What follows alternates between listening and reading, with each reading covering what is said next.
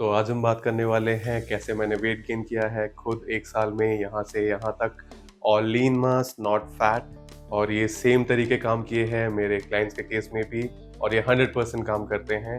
तो ये वीडियो देखने के बाद आपको कोई और वीडियो देखने की रिक्वायरमेंट नहीं है। सबसे पहली चीज़ इस पे हम काम करेंगे वो है डाइजेशन। अगर आपका डाइजेशन खराब है तो फिर आप जितना मर्जी खाना खा लो वो एब्जॉर्ब नहीं होगा और आपका वेट या मसल मास गेन नहीं होगा। तो डाइजेशन को ठीक करने का सबसे पहला तरीका फाइबर इनटेक को इंक्रीज कीजिए। 30 grams of fibre intake is non negotiable. तो उसके लिए मैं यहाँ पे एक चार्ट प्रोवाइड कर रहा हूँ जिसमें high fibre rich foods available होंगे और आप अपना 30 grams of fibre intake easily cover कर सकते हो। बट इन जनरल एक बेसिक आइडिया देने के लिए अगर आप एक एप्पल, एक बनाना, एक स्लाइस ऑफ ब्रेड, कुछ ओट्स कंज्यूम करते हो आप definitely 20-25 grams of fibre consume कर लोगे। जस्ट फॉर एग्जांपल अगर आप high protein rich meals consume कर रहे हो, अगर आप उसको पपाया और पाइनएप्पल के साथ कंज्यूम करते हो तो उन फ्रूट्स के अंदर ऐसे एंजाइम्स होते हैं जो प्रोटीन को ब्रेक डाउन करने में हेल्प करते हैं और आप उसको इजीली एब्जॉर्ब कर सकते हो बॉडी में। Third cheese, train your stomach. आपको आपके स्टमक को भी डाइजेशन में ट्रेन करना है जैसे आप जिम में जाके वर्कआउट करते हो अपने मसल्स के लिए। सो फ्रीक्वेंसी ऑफ मील्स को इंक्रीज करना है। आपको एक ही मील को बहुत बड़ा नहीं बनाना है। आपकी बॉडी एक मील से बहुत सारा न्यूट्रिशन एब्जॉर्ब नहीं कर सकती। अगर आप फ्रीक्वेंटली खाओगे तो आपका मेटाबॉलिज्म भी फास्ट होगा और आप बेटर डाइजेस्ट कर पाओगे। In terms of a calorie surplus मैं रिकमेंड करूंगा depending on height and weight of course, but 200 से 300 कैलोरीज से सरप्लस आप मत खाइए बिकॉज आप फैट गेन करने लग जाओगे अगर आप बहुत ज़्यादा तेज गति में कोशिश करते हो वेट गेन करने की। थर्ड चीज़, blood test, vitamin profile screening test. ये टेस्ट आपको कराना है बिकॉज इससे आपको ये पता लगेगा कि आपकी बॉडी में डेफिशिएंसीज कौन सी है। रैंडमली मास गेनर या सप्लीमेंट्स या मल्टीविटामिन्स लेने से कोई आपको फ़ायदा नहीं होगा।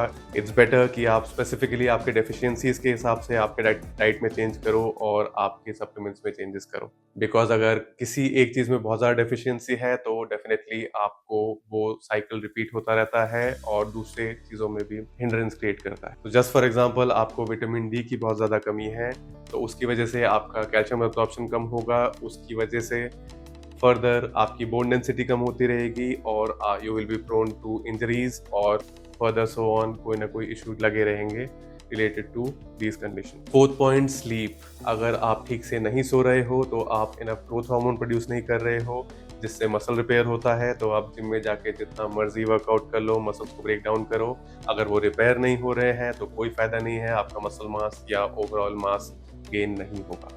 अब जब आपका स्लीप और डाइजेशन फिक्स हो चुका है, फाइबर इनटेक आप इनफ ले रहे हो, तो फोर्थ पॉइंट जिस पे फोकस करना है वो है प्रोटीन इनटेक। प्रोटीन इनटेक को इंक्रीज करना है बहुत ग्रेजुअली। अगर आप एक ही झटके में 10 अंडे खा लेते हो अपने जिम वाले भैया की बात सुन के तो फिर आप उसको डाइजेस्ट और एब्जॉर्ब नहीं कर पाओगे। ऑफ कोर्स आपके बॉडी वेट और हाइट और एज के हिसाब से आप उसको एडजस्ट करोगे। बट अगर आप ऑलरेडी 40 ग्राम्स ले रहे हो और आपका टारगेट 50-55 ग्राम्स होना चाहिए एक महीने में, एक ही झटके में आप 90 ग्राम्स पे स्विच मत कीजिए अगर आपकी रिक्वायरमेंट हो तो भी। In terms of workout, a very important point, I see a lot of newbies making this mistake. आपको बॉडी बिल्डर की तरह ट्रेन करना है, पावर लिफ्टर की तरह नहीं। इसका मतलब ये है कि आप स्ट्रेंथ के लिए ट्रेन नहीं करोगे, हाइपरट्रॉफी के लिए ट्रेन करोगे। अगर आप मसल गेनिंग के लिए ट्रेन करना चाहते हो तो आपको मस्कुलर फेलियर पे फोकस करना है, ना कि आप कितना ज़्यादा वेट उठाते हो। तो वेट का सिलेक्शन ही ऐसे करना है कि आप 6 to 15 रेप रेंज के अंदर आप ट्रेन कर पाओ।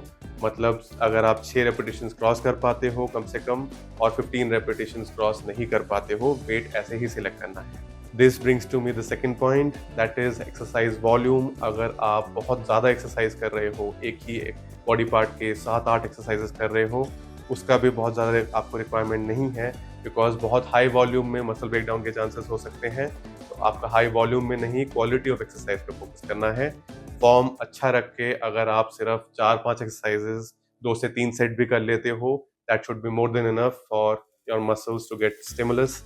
एक छोटा सा पॉइंटर कि आपको अपना गोल रखना क्या चाहिए। अगर आपका goal is to gain weight, आप pure lean mass, if you are a man you can gain up to 4 to 10 kgs in 1 year. In case of women, I would say 4 to 6 kgs. उससे ज़्यादा आपको weight gain नहीं करना है। There are high chances कि आप fat gain कर रहे हो, लीन मास गेन नहीं कर रहे हो, वो आपके काम नहीं आने वाला, बाद में आपको उसको लूज़ करना पड़ेगा। तो जो लोग डर्टी बल्किंग का सोच रहे हैं कि मैं जो मर्ज़ी खाऊँगा और मेरे को बस वेट बढ़ाना है, ट्रस्ट मी, मैं इस प्रोसेस के थ्रू जा चुका हूँ। आपको अच्छा नहीं लगेगा, फिर आप फैट लॉस करने में बिज़ी हो जाओगे। तो अगर आपको इतनी सारी इन्फॉर्मेशन रियल लाइफ़ में अप्लाई करने में दिक्कत आ रही है, reach out to me in the comment section. मैं आपको डेफ़िनेटली हेल्प करूँगा और ऐसी ही हेल्पफुल वीडियोज़ के लिए मेरे चैनल को सब्सक्राइब कर लीजिए। मिलते हैं नेक्स्ट वीडियो में।